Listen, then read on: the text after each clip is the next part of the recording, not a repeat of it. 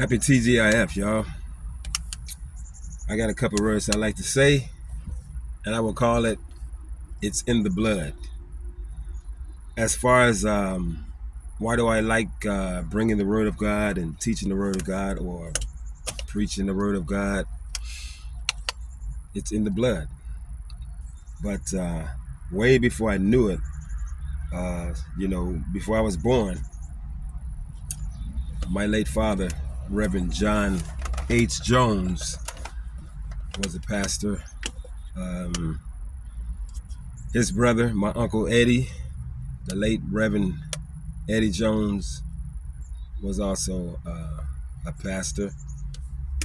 And my father's other brother, his younger brother, my late uncle, the Reverend Reuben Jones, built a church in Gary, Indiana on 17th and Fillmore. I think it's still standing today. He built that church with his bare hands. So my father and his brothers, they were preaching before I was born, the Word of God. And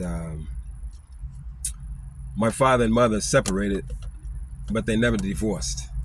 And so back in '79, when my mother reunited our family back together, she got me, my brother Terry, William, and Nathaniel out of the foster home. So we came back home. And at that time, all of my siblings were still alive. And this was in '79, before my sister Easter was murdered in 1979 in the month of November. So she was still alive at the time. And I can remember very clearly one particular day when 10 of my mother and father's children were at my mom's house. A lot of my sisters was visiting, and I can remember it was 10 of us there, 10 children of my mom and father. And my sister Easter, she wasn't there. And my oldest brother, John Jr., he wasn't there. So my father and mother, even though that they never stayed together in their relationship, but they remained friends. So my father was there visiting us too. And I can remember very vividly, one day my father asked my mother, among all of us, 10 of the children that they had together, my father asked my mother, he said, out of all of our kids, which one do you think will ever be a preacher or a pastor? Something he said like that. He asked my mother a question. And she, without hesitation, she looked at me and said, Papa. She called me that because I looked like her dad. So she always called me Papa, even when I was a little bitty boy. But anyway, and then my dad said, no, it's going to be Luke. And my brother Terry, who was 13 months older than me, he was murdered in 1979. But my father said, no, it's going to be Luke. And my mother, she didn't argue with him. She just did like that. She said, it's going to be Papa. And as I looked at her, I didn't understand what she saw in me, because at that time, at 15 years old, the most dominant thing that was on my mind then was girls, and trying to overcome my shyness so I could tell girls how I felt about them. So I don't know how she saw what she saw, because at that time, the Bible was the furthest thing from my mind. I believed in God, but I just didn't see why she chose me. But lo and behold, she was right. So God called me in 1999, and so it has led me to this journey, to what I'm doing now, serving the Word of God, the meat of the Word of God to His people. And I mean, even before now, back in 2014, I was a deacon at this church in North Minneapolis, and a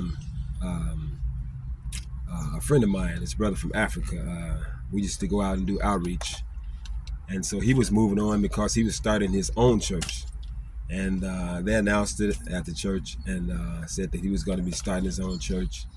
And so before he left, he had a talk with me, And he said, brother, you know, I know you, Brother Garland, you love the Lord and you're on fire for the Lord, and I like the way you minister to the people out there in the communities, and you know, he said, so I would like to ask you, brother, if you could come with me to my church and be my associate pastor.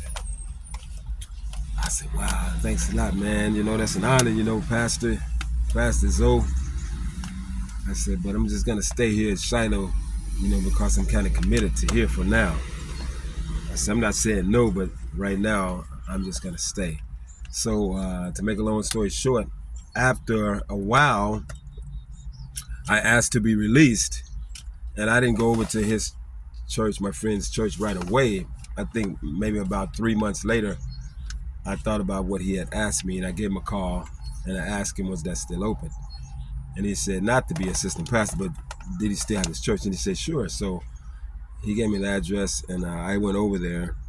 And not long after that, him and his wife had a meeting, and he told me about it, that they had chosen me to be the assistant pastor at his church. So him and I would, you know, take turns preaching. That's when I was involved in the Sunday churches. And besides preaching the word and teaching Sunday school, I was asked to, you know, do the music ministry too. So I was involved in that too. And so my mother, she saw something in me that I had no idea. You know, mom seemed to know it all. Mothers. So in case anybody wanted to know, why do I bring the word of God, or why do I like bringing the word of God, teaching and preaching, you know, it's in the blood. You know, before me, before my time, my dad did it. Two of my uncles, his brothers, they did it. So it came down to me. It's in the blood. I got something real special that I want y'all to hear this evening at the sunset when the Sabbath starts, called Being Lonely, Being Alone But Never Lonely. So that's what it's going to be called, Being Alone But Never Lonely. So y'all stay tuned for the message tonight. God bless y'all, and happy TGIF. Hope everybody's having a blessed and safe morning. Right here, I'm just on my first break outside the gig, you know. But I see you guys tonight. God bless. Peace.